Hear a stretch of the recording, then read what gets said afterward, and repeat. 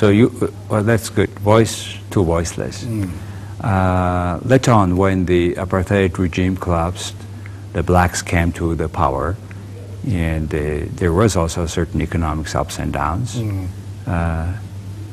If you were happy with the change that occurred after? Yes, I mean, there isn't any doubt whatsoever that South Africa is a better place than it was. Hugely better, not least because the entire population now has a dignity that was deprived of them under apartheid. What is a percentage of white people in South Africa now? It's only about 5 million out of 45 million, whatever that percentage is. It's around 10%, yeah. Lower than 10%, I guess. Yeah. They still play the largest role in commerce and industry and business, but there's a very rapidly growing black middle class. But unfortunately, that black middle class and the politicians in power, those who succeeded Mandela, have kind of lost sight of the fact that there's a lot of other people whose lives have not changed materially. That dignity is changed. But this is not to that extent like in Zimbabwe. No, currently. no, not anywhere near like that. South Africa is a pretty thriving, healthy, democratic country, and the media is very, very vocal, very, very free. Over maybe 20 years ago, I visited Zimbabwe. Oh yeah.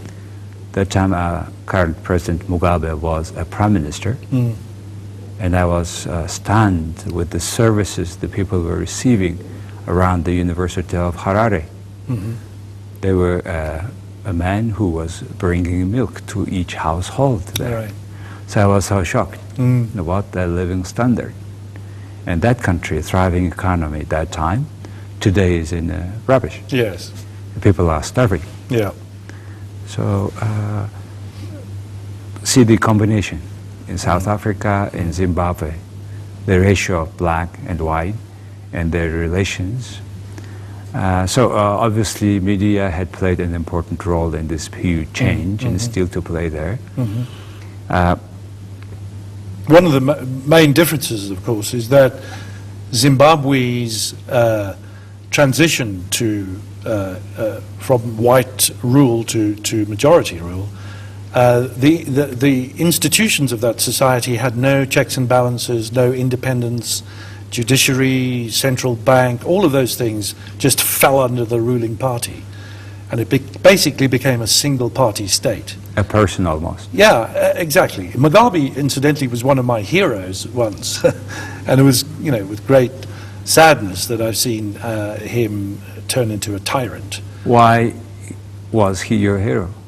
Because he stood up bravely against the regime that jailed him while he was in jail for 7 years or something. He did 2 PhDs. I mean, he's got an impressive brain. Intelligent man. Yeah, but if you give a man power for so long, unrestrained power, and surround him by people who say yes sir, he becomes a tyrant. This has happened throughout history. Power is corrupt. Power corrupts. Absolute power is absolute power, and he has absolute power, has corrupted him absolutely. Well, thanks to this democracy, probably we're going to avoid it. Yep. And still a lot of things to go ahead. Yeah.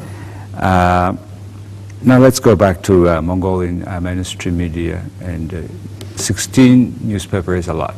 And we have over 10 TVs as well. Right.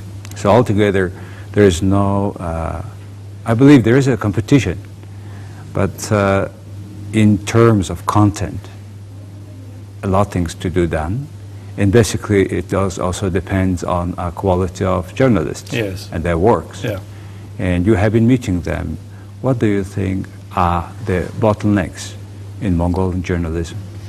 Yeah, I was struck this week by the talent that I've met.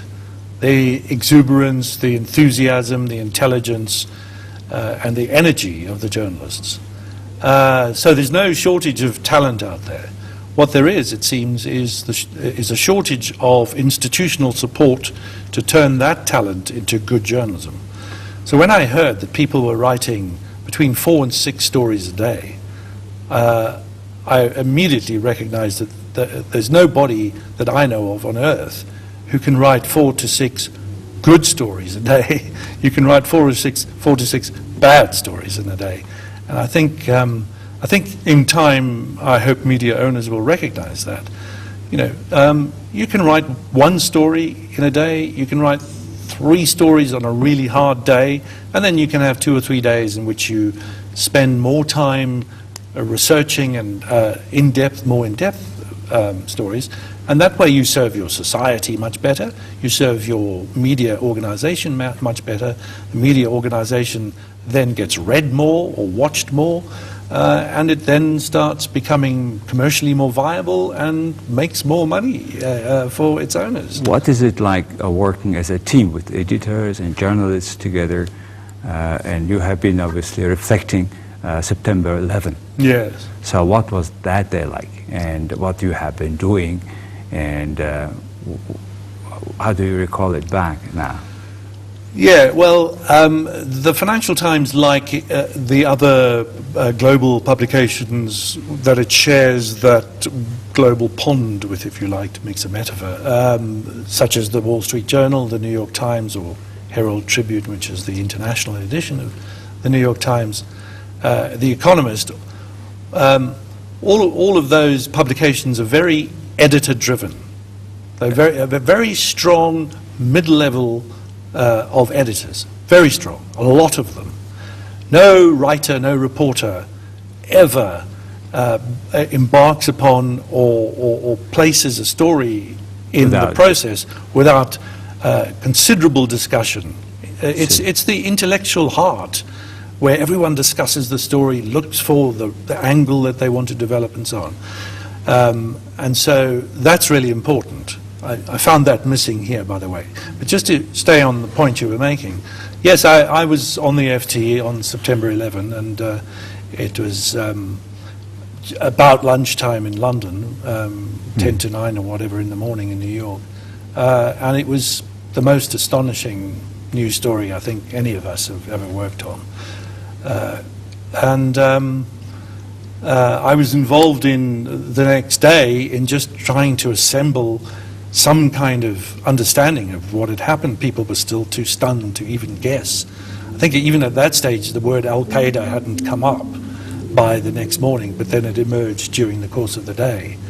I was still at that stage saying, be careful, remember Oklahoma, that wasn't some madman. They were expecting Working together with about 20 reporters, I being the editor in this case, and these 20 reporters in different countries, we reassembled, as it were, reconstructed the event for the Saturday paper. We did a double-page spread.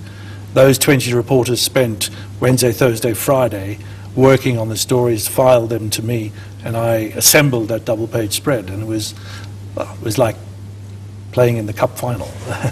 And how large was the story? It was 6,000 words, so it was a double-page spread. Do you work in Financial Times with the format of the article comments in terms of space or words? What is the limit? We always think in terms of words. Words. Number of words, yeah. And what is the average, say, commentaries words in Financial Times, as well as for, say, columns? Do you have particular standard? Yes, the FT has a daily an analysis page, which we call the big page, and that is you pick some emerging trend or event and explore it at great length. Sometimes it's broken into 2 pieces, but the same subject. The total number of words of that is about 2,500. But following that are the 2 main commentary pages with the paper's own comments, and some letters. But there's a mixture of pieces that range between 450 words, some short pieces. 750 is probably the average, and then leading commentators like Martin Wolf, who's the chief economic commentator on the FT. His pieces are probably around 1,000.